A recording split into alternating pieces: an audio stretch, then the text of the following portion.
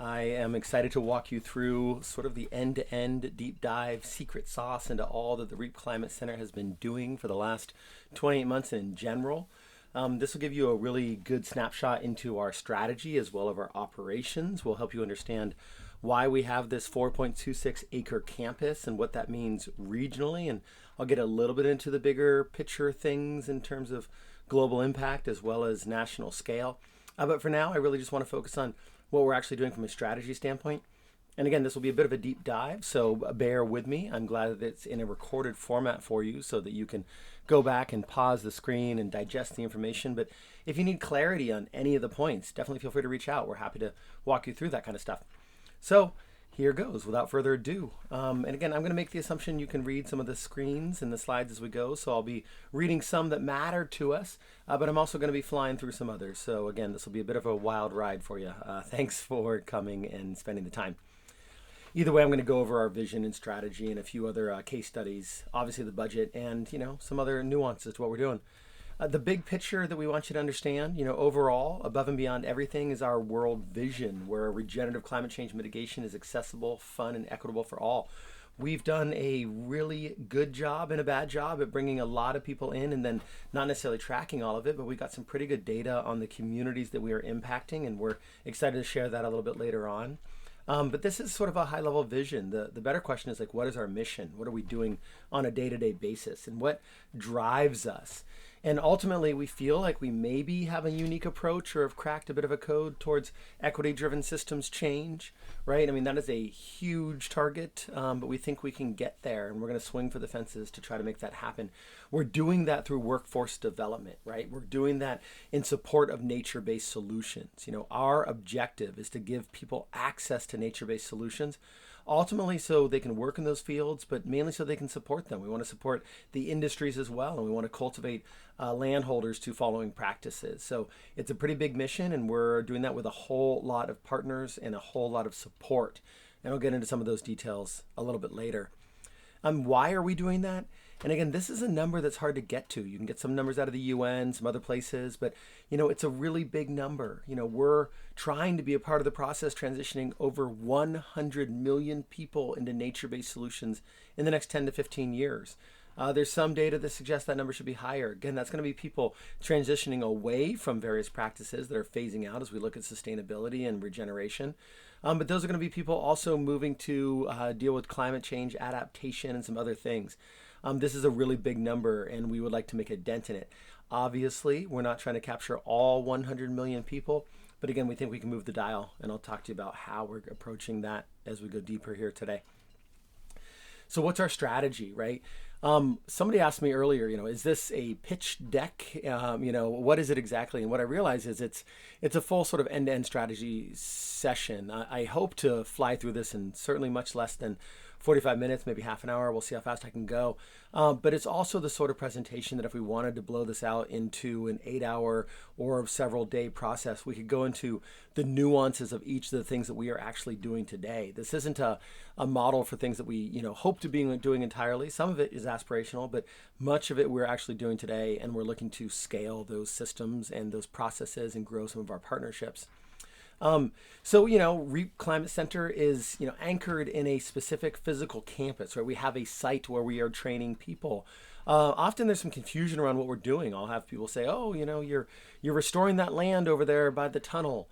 And sure we are. That is a byproduct of what we're doing. Some people say, oh, you're growing food. Sure, that's a byproduct of what we're doing. But ultimately, the campus is really meant to be a training center. It's meant to be a place that we can execute our larger regional goals. And it's a place that we can execute and show people what our near-term goals are, right? We're trying to, again, support workforce and climate-smart programs, right? So we roll up to some pretty big things. But if we're anchored in land and community and space, the question really is, what is that context? What is the space that we are working in? And we, have put a frame around it, and it's the urban environment all the way up to the urban-rural interface. So stopping really kind of just short of suburban, not going out into wildlands, not going out into really big ag or farmlands. We're focused on where people are. Part of that is because of our equity goals, and part of that is to help serve underserved communities by and large.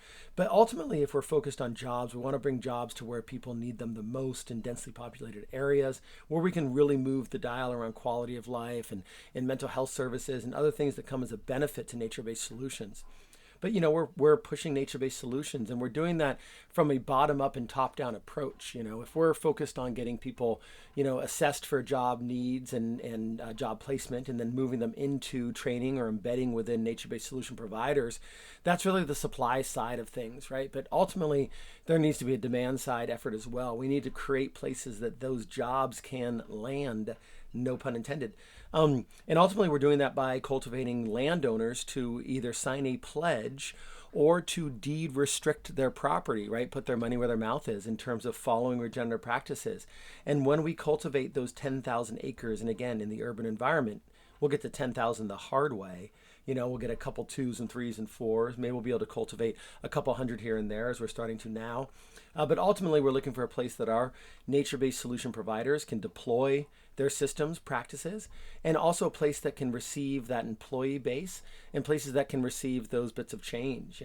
When we first started doing this from a community-based context, we realized there were a lot of people that wanted to get involved in climate and climate mitigation. They wanted to reduce climate anxiety, and they didn't know how to do it. They didn't know the first place to start and where to follow. What we find too, Noah, as we're surveying landowners, there's a lot of people out there with property. Maybe it's an acre or two, or maybe it's several hundred across a portfolio that really do want to participate in this movement and make a difference, and they don't really know how. It's not necessarily turnkey or accessible, and our system and process is meant to change that. So we'll get more into that as we go. Right now, we're functioning in the 9 counties in the San Francisco Bay Area. That services 101 municipalities, so that's certainly enough to keep us busy for quite some time. But ultimately, we hope to be a model for other centers regionally and nationally and globally. And again, we'll talk more about that in just a little bit. So, what is our center? And I'll show you a screen later that shows this map in a little more detail. So if you're squinting to read it now, I apologize. But, it's really exciting for us. We're 35% done with our campus. And what it is a demonstration site, right? It's a place where we train people. We do a lot of community outreach and education. We're doing climate change adaptation planning groups and meeting groups, right? But ultimately, what we're going to focus on most today is how it's a hub for organizations deploying nature-based solutions regionally and in some cases globally. Again, we want to provide a safe haven where people that are doing the work on the ground can organize and have shared resources to make that happen, and then again to deploy regionally. And some of our member organizations who are here, and we've got a number of them so far, are working with state agencies, with federal agencies. Some are focused on schools. There's a number of different approaches across our constituency, but we hope to, by and large, support them. And so our campus is really a training and education center with a lot of really interesting spaces. Everything we do is meant to be whimsical and kind of anchored in play. And so as we build out this half-mile long stretch of land, again, that's a lot for me to even get my head around. It's a kind of a be careful what you wish for product. You might have to, deliver on all the things you promise. So it's a lot, but it's coming together, and we're just chipping away at it, 35% done. So, there's a little bit more of a zoom in. Each one of these spaces serves a specific educational or community building objective.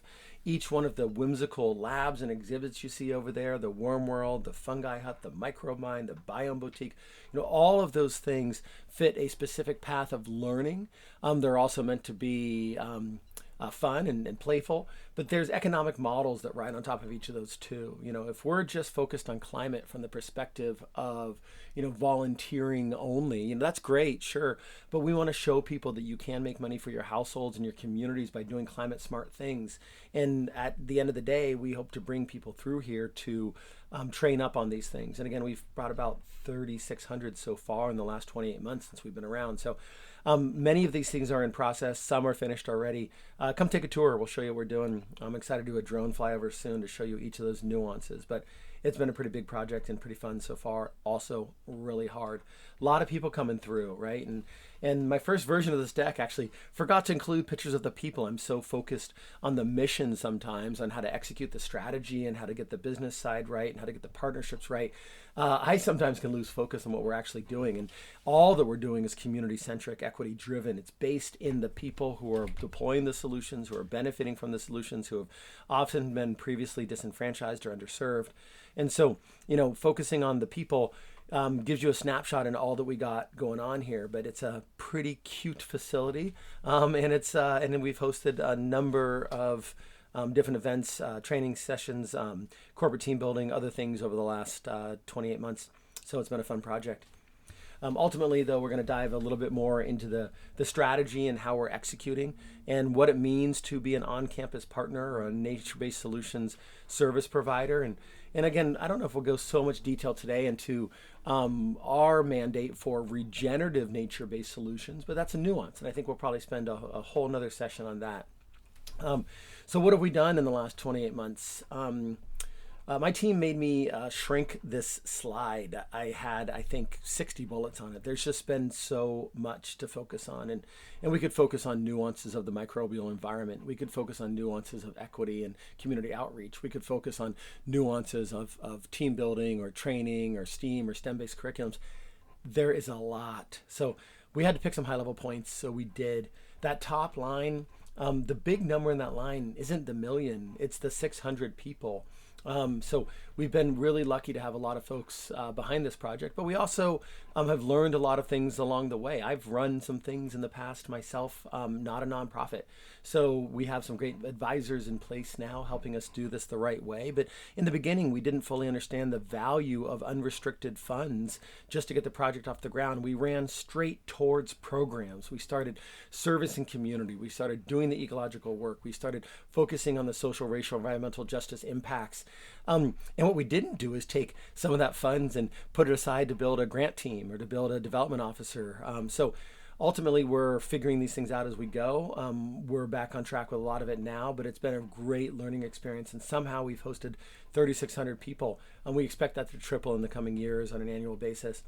And we're going to focus a lot on our partnerships and our core programs as we go on here too. So, we've touched on some great partnerships. It was really up until recently that we still considered ourselves to be kind of this scrappy, hidden away project, and until we were working on a pretty big state grant, and it required letters of recommendation. And I thought I would just kind of reach out to people who we had had interactions with in the past, and some folks that we had deeper relationships with, and it took them to remind me of how important our service and our organization is to them. And the letters that came back, we were quite overwhelmed by. So this is just a sample of them, but it starts to show some of the higher level municipal and private entity coalitions we're building through what we're doing here. I'm happy to share these letters with anybody who wants to see them as well. So, let's get down to the meat of it, right? And that could be plant-based meat if that's your preference. But let's get down to the meat of it, if we will. And that is our impact categories. Now, it has taken focus and aggregation and some consolidation of our measurement and our metrics to bucket into these 4 categories for carbon mitigation, biodiversity support, right? We focus on nutrition enhancement and improving systems around microbial environments. And then, of course, perhaps most important, but hardest to measure, is that social impact and the social justice side of things. But really, these are an aggregation of many different things. It's agroforestry, it's urban greening, it's STEM and STEAM-based program, it's focusing on microbial environments, right? It's focusing on biodiversity and pollinator initiatives and objectives. There's a lot that goes into these buckets, even the nuance between measuring carbon and biodiversity between a food forest and a oyster reef. Right, so there's a lot that goes on across our partnerships and our constituencies, but we try to put them in the 4 buckets so we can really roll up into some much more focused context, if you will. So aligning with some financial disclosure requirements that are coming out of the SEC, right? Aligning with the United Nations SDGs. A lot of folks today are focusing on environmental, social, and governance requirements and underwriting requirements. The reason we want to do this is we want to make sure we can build the largest partnerships possible And we want to make sure that we can pool our efforts. And so the folks in the organizations and the underserved, largely communities that are doing the work on the ground actually can participate in the benefit of these shifting carbon markets and emerging biodiversity markets to get credit for what they're doing and have funds and influence flow back in the communities that need that work done the most. So that's one of our reasons, but ultimately we want to fit into a larger context. And some of that comes through how we measure our impact. So, I've spent a lot of time, getting people to, blur their eyes and tilt their head to try to figure out, exactly what is our core offering, because we do a lot of things, but a lot of the things we do are really a byproduct of the partnerships we build or the infrastructure for our training facility. And when you frame it out in that, it makes a lot more sense. At least it does for us. And that was an epiphany. So, we provide programs and, ultimately a campus where organizations can come and, show, teach, and deploy their solutions, where we can build community, where we can really make our impact that rolls up. We're also building this as a template. So if we get this right, and again, we have to get it right here first before we can scale, it becomes a place and a system that we can offer to other communities. And that would have to be an offering, right? A ground up, not a top down sort of presentation. And so the question is, who are these on-campus partners? What are these orgs? And again, they fit into two buckets.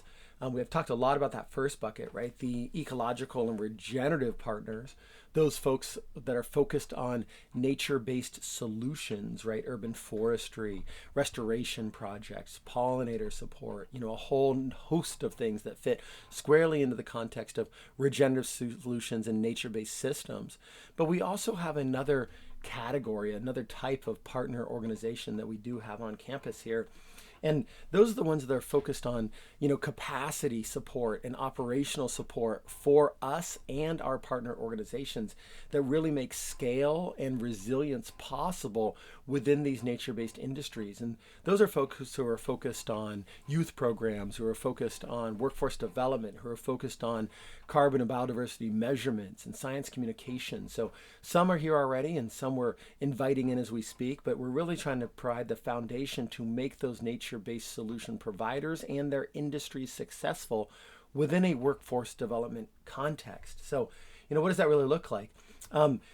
We bring organizations here because they also support us. We want to support them, but there is a reciprocal relationship, right? And for the most part, we do have some one-off arrangements, but for the most part, we provide free space in the use of facilities to these organizations, as well as to general members that coming off the street and want to participate in some way. We give access to those organizations to municipalities and corporate team building.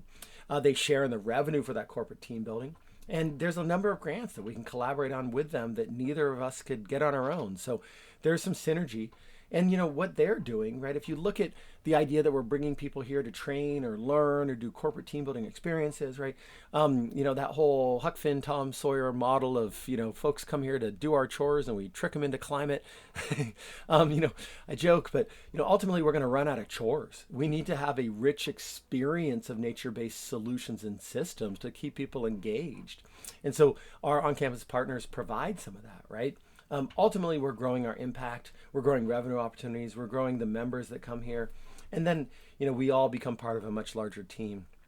So, who are or what are some of these organizations? This is a small sample. We hope to bring on 20 by the end of 2023, and we hope to have 30 member organizations on campus by the end of 2024. So those goals are ambitious, but we have operationalized our onboarding process now. We've built the infrastructure, we built the onboarding, we built the documents and the frameworks, and the offering is pretty tight. So that process now is sort of at a rinse and repeat stage. It's unique need for all these orgs, but we help them build science exhibits here and otherwise. And this is a sample of some of the orgs that we already have in place or ones that we're bringing on next. But again, this list is much larger in terms of the organizations we hope to have here in terms of what their focus is. But also we, for example, didn't expect the Wild Oyster Project here. They found us through the website. They filled out a form, making the case of why they fit into what we're doing. And it was a blind spot for us. And I suspect that most of our learning as an organization will come from those blind spots, right? So we can imagine the types of orgs that we're going to have here, but really the most innovative, interesting things that are being done out there, perhaps aren't even on our purview. So we do keep an open mind to the types of orgs that can come here. And across that, threshold, right, moving into the operational and capacity building organizations as well, we are open to some of those as well. Now, we have to keep ourselves focused as a small organization in terms of the outreach of the organizations that we're trying to court to come here. So we do have a framework around what we're looking for. Some of those are listed here, and some of the ones that came, to be surfaced within this presentation are the ones that are the most important for us, kind of out of the gates. So, a lot going on, but really it's routinized system. And here's a snapshot of the few we have now. And again, there's others that are already in the onboarding process. So depending on when you see this, this is probably an outdated list already. Either way, the anchoring point that I have to get into here is, we at the REAP Climate Center, as an organization, as an entity, as an ethos, we focus on two types of work, right? Put the nature-based solutions kind of aside, right? Zoom way out here. We focus on what we call horizontal work, which is the boots on the ground doing the actual systems work, right? The urban greening, the urban forestry, the food forest work, the habitat restoration, focusing on the pollinators, the social justice work, the social impact work, right? The community building. All that in our language here is horizontal work. It extends across the horizon. It's right there at the surface. And there's a lot of people focused on those things. We also focus on another type of work, right? And we call that vertical integration. And that is specifically related to scaling for systems change and planetary impact. Not all the folks doing the horizontal work want to focus on that larger objective or maybe the path to get there, right? But we do. We want to make sure that all the work that we focus on in the organizations that we support, either if they want to scale in a much larger way, we want to support them in doing so, or maybe they just want to participate with a curriculum that scales. Ultimately, we're trying to align with global frameworks. We're quantifying the biodiversity, conservation, and the growth. And at the end of the day, our primary mandate is maximum human engagement, workforce development, and nature-based industry support, right? We want to make sure that there's a way to actually scale in the context of the challenge at hand, right? Our challenges ecologically as a species are the size of the Earth, right? Inherently so. And so we want to make sure that we're thinking in a systems way that has a chance to make a dent in that. So those are our two focuses that really anchor all that we do. But at the end of the day, we provide engagement. There's a lot of people that want to be engaged in nature-based solutions and climate mitigation work, and they don't know how. And so we have a whimsical experience, right? So from play and discovery, but all the way up through job placement. And we chip away at it through these 4 buckets ultimately, right? We're doing community outreach, some stuff beyond our physical site. We have events that are organizing and educating. We have volunteering all the time, a ton of opportunities, and members that come here and pay and participate in other deeper learning experiences. But, one of our revenue models is the corporate team building. And, it fits in line with our ethos. We hope to pull money down from the top opposed to up from the bottom. It's why membership is really only projected to be about 10% of our total revenue. We could grow that, but it's not where our focus is. Our focus is in, ultimately rolling people up and into those workforce development opportunities. Again, you saw that phrase at the top here of the slide at the beginning of this presentation, but I like to revisit it. I could put it on every slide because it totally focuses what we're doing here. And again, we are part of a process, and that process is massive, and it's transitioning over 100 million people in the nature-based solutions. And the fun part, the secret sauce, is it is inherently restoring nature along the way. As you train people in these processes and these systems, training them in a classroom or only online where a lot of this stuff happens, is a way to do it, right? I'm not mad at those systems and programs that are getting people exposed in any way they can. But ultimately, the real learning comes in the actual deployment of these solutions and systems, again, horizontally into communities, into ecologies. And so, restoring nature along the way is a really important thing. And again, I mentioned this earlier, we do have an initiative that we're running to try to get landholders to either make a promise via a pledge or actually deed restrict their property, right? Put their money where their mouth is, to have that property participate in regenerative nature-based solutions moving forward. And then the other thing that we're doing here is really trying to create a replicable model for this center so it can be adopted, globally, nationally, or wherever it makes sense. Or open source it, right? Give it away. There's no intellectual property here. The idea is to be beholden to underserved communities and obviously to nature and planetary objectives. And so how that rolls out, I mean, I do say we have thoughts on it, but ultimately, whatever it takes just to get it out, our fiduciary duty is to the planet and the people, first and foremost. But one thing I like to really drive home at this point is those larger frameworks, that top and that bottom, these are the same, right? And there's been a lot of community-based organizations doing that horizontal ecological community building work for a long time and just not getting credit for it. And sometimes, not even looking for credit for it. They're just doing the work for the sake of the work, for the sake of the good. And that's awesome, right? Keep doing that. But if there's a way to fit into a new emerging financial market or framework for recognition to at least give them some place-based security through funding of biodiversity and carbon that can let them buy their community farms or let them secure their organizations better, then we should find a way to roll up and roll down that value measurement and benefit, again, on behalf of communities that are doing the work. So that's some of the things that we like to focus on.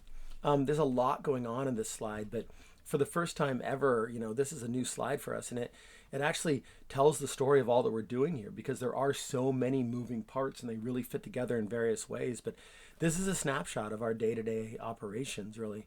But nothing is better than a case study that actually tells how do these things fit together.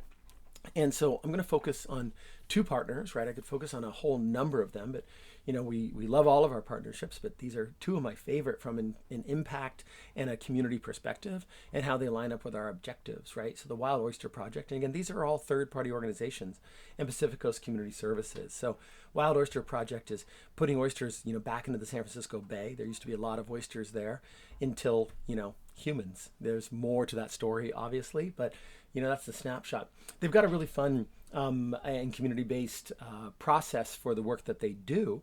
And their process is to collect shells from restaurants. They bring those shells to the Reap Center. Again, we're very whimsical here, so they bring them to the Oyster Lounge attached to the Chicken Palace. And the chickens are working chickens. They get to work picking off all that leftover protein on those shells.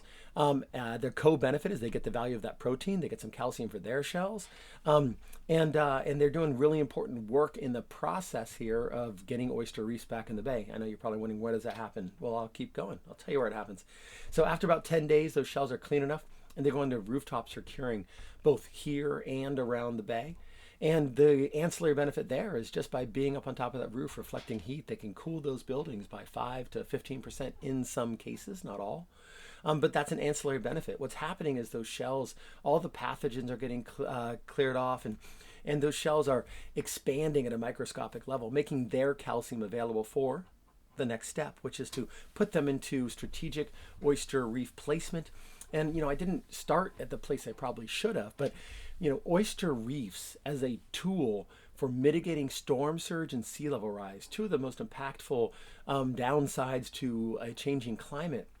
Oyster reefs as a nature-based solution are only second to mangroves. And mangroves don't grow in a lot of places around the world, specifically in the US. So oysters in many cases, for many areas, are the greatest nature-based solution we have, besides concrete, to mitigate storm surge and sea level rise. And there's this outsized ecological benefit that comes along with that. So, it's really powerful, and it's a solution that grows over time, right? It sequesters carbon, and it meets the rising sea level as it's needed. So really powerful. The question is, what does the Reap Center do? Where does that case study come in? So, through our, co-benefits of additional on-campus partners, right? Those capacity partners I mentioned earlier, we are able to support these organizations. Again, we give them free space. We ask them to contribute by signing up and paying for some of their human members. But ultimately, we give them infrastructure. There's paid staff that we have in place. There's also paid staff that comes from workforce development. We support with curriculum. We give access to community and volunteering right out of the gates. And, again, those corporate team building experiences we already have in place through a lot of those higher level partnerships. That comes with revenue. So we share that revenue with organizations who participate in these experiences. So again, there's a holistic approach to all of this, but ultimately it rolls up and out the top where the value is at the highest level, which is, the scalability and the measurement and the vocation and training and certifications that we like to participate in. So a lot going on here. And again, I could give a whole presentation all day long just on this alone, but we don't have time for that, obviously. So the other org I'm focusing on is Pacific Coast Community Services. They have been doing workforce development, training, and placement for 27 years. It's amazing. And they've been doing mainly, mainstream job type placements.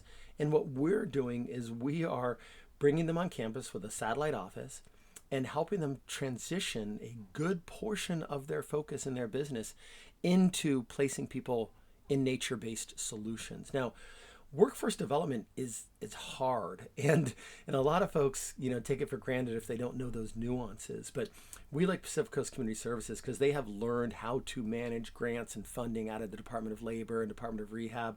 They know how to find clients and prospects where they are and aligning with community-based organizations to get people assessments for job placement, to get them placed into the right organizations and industries through measuring their skills and their aptitude, and then ultimately paying those folks through workforce development programs, again, giving them paid jobs in the industries where they are training to work. So there's a great benefit for those industries as well as for the individuals. So, there's a lot going on with them, and we couldn't be more happy to have them on board in this journey because this is such an important part of our mission. So again, what do we do? This is similar to what you saw previously, but a little bit unique. The big thing is over there on the right side, right? New fields and disciplines in nature-based markets. The fact that we are able to engage a provider of workforce development services of 27 years and help them pivot their business into climate work, right? Into nature-based solutions. I get goosebumps when I think about that. It's just the impact, beyond us just supporting the folks out there doing urban forestry and the oyster work, right? Matching up other industries with nature-based systems is super important to us. And so this is one of those case studies we're really excited about. So more on that, another time if you need it. Again, I could do a whole presentation on how this works and how we've operationalized some of these processes, what our contracts are, how we fit together. So there's a lot going on here too. Anyway, we're just, we like puzzles, if you will. So, there's other case studies I could give. I want to just focus on two in the interest of time. But, who are we, right? What is our team? That's always the question. And the truth is our team is, not just our core staff or our fellows or our interns or our board or our advisors, right? Those are all part of our core team. But our core team, and this is just a sample, right? There's only so much room on the screen of also the organizations who are embedded here, right? And so, I didn't focus too much on the Wild Oyster Project specifically, right? But this is on the bottom center, Linda Hunter, right? She's, ran finance for Greenpeace for a number of years. She now runs the Wild Oyster Project. She ran the National Watershed Project.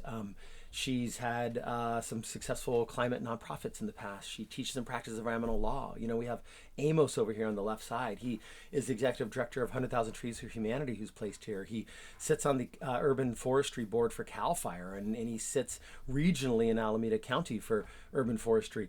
So, these are really interesting, connected, deep knowledge folks who have, embedded with us. And so they become our team.